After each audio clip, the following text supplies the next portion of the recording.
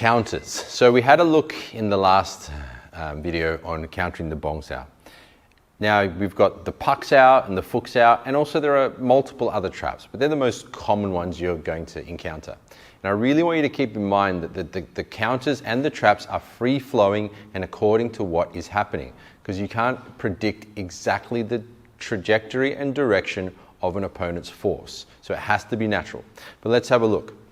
So, as Carlson now comes with a pak sao trap, I maintain state and we watch what happens. Okay, so what happened there? I countered that by maintaining forward pressure, then it landed in like this movement from the second form. That was like a Chun trap and into a hit, right? So I controlled and trapped both arms.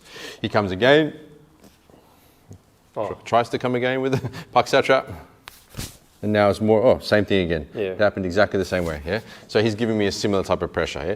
He goes again for pak sao trap, yeah? And now this time, my hands just came up. I didn't counter that with a trap, it countered it by my hands coming up to defend, right? So what I'm getting at is you don't want to lock yourself too much into a specific reaction.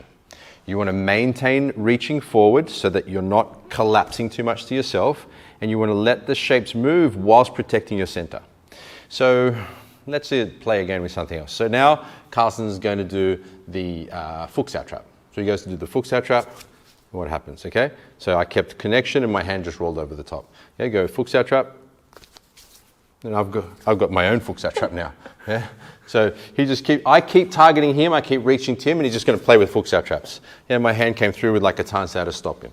Yeah, no, jump in. Fuk sao trap, no, with me. So you do fuk sao trap. So I've gone into my own fuk sao trap. So you'll see how there was different reactions each time because there was different forces coming under the same technique. So what am I getting at here? Even though you practice techniques, you still need to be fluid and adapt to the situation. And the way you do that is by applying the principles of the state. You know, this may not be satisfying to those who really want to know the step-by-step process of where you physically should be putting yourselves, but this is a step-by-step process in how you should be holding yourself internally. What should your condition be like? I stay centered, spine tall, feel my center. I sense my space and my structure. I sink and dissolve tension so I can move freely. I target that all by looking into his center, and most importantly, I stay in alignment with my highest intention. I get a good feeling in my system so that I have a good flow through my body towards him. So already it's difficult for Noah to do anything because I've got a good flow through my system. Peace, love, and kung fu through my system, so to speak. And I keep that on, and as Noah goes to trap me, I just don't even have to think too much about what's going to happen. It just happens by itself, yeah? So he comes through the trap, use different traps.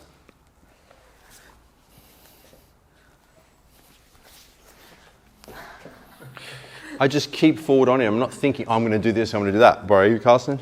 So this will be your next exercise. So as Carlson plays around with the different traps, I maintain my focus on him. Yeah.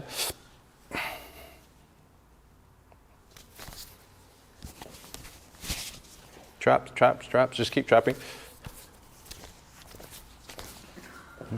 I just stay on him. I just keep my projection at him, my state on him, as he tries to use different traps, and I see what happens. So the counters are natural reactions via maintaining the state. I keep my focus on him. So my whole space is aimed at his center. I stay centered and sensing my space, so my structure's connected. I keep sinking and releasing. The state is the key. I think you get that. I've gone through it a lot. Techniques do have value though, so there is value to, practicing my bong sao trap, my fuk sao trap. There is value to it. Even my master said, that you can play around with things on the dummy or in your kung fu and then test them out in your chi sao. So there is a level of technique-based skill development, but ultimately the state is the key. So the exercise I'd like you to practice now, jump in, is that one person is going to trap whatever traps you know. So Noah's going to play around with his bong sao, fuk sao, and pak sao traps, and Carlson's just going to keep his state on, focus forward, relax, and let the counters flow out naturally. Okay, so let's have a go. Yeah. Good. And you'll know it worked if you didn't get hit. Okay? So Noah just keeps, and practice slowly first. Noah goes in with a bong sao trap, He offset Carlsen's balance a bit, but Carlsen got through with a strike. Noah goes for Fuchs out trap. Carlsen counters with 2 hands through the center. Noah goes bonks out trap. Carlsen attacks his balance. Noah goes pucks out trap, gets through slightly. Bonks out trap. Carlsen reaches through with both arms. Am I allowed to do other traps? Yeah, just trap anything. You do any traps. Noah goes for a laps out trap.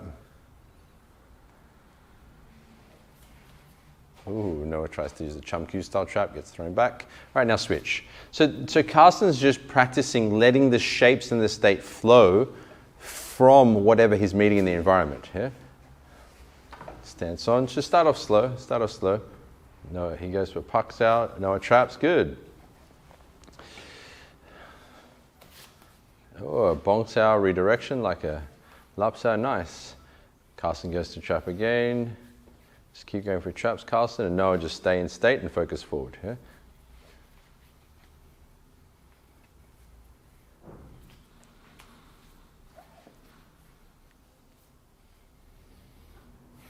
Do it from good shapes, boys. So still have good looks out. Don't get lazy with your looks out shapes. Like your tansao. What's your tansao? Come on, get your tansao working. Yeah. No, your tansao. So did you notice, guys? Noah was doing like this with his tansao and going really low and pointing his fingers up like that. That makes it difficult for his structure to take the pressure into his stance because the bicep is now in like a bicep curl position.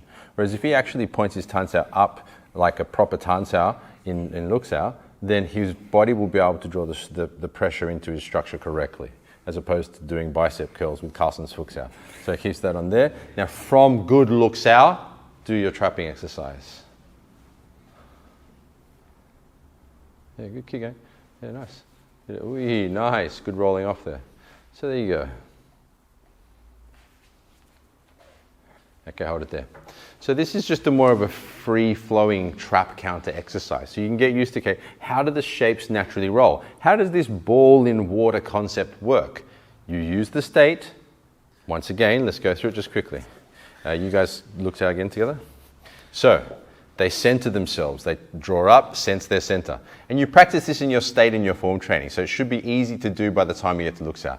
You tai gong, center yourself, right?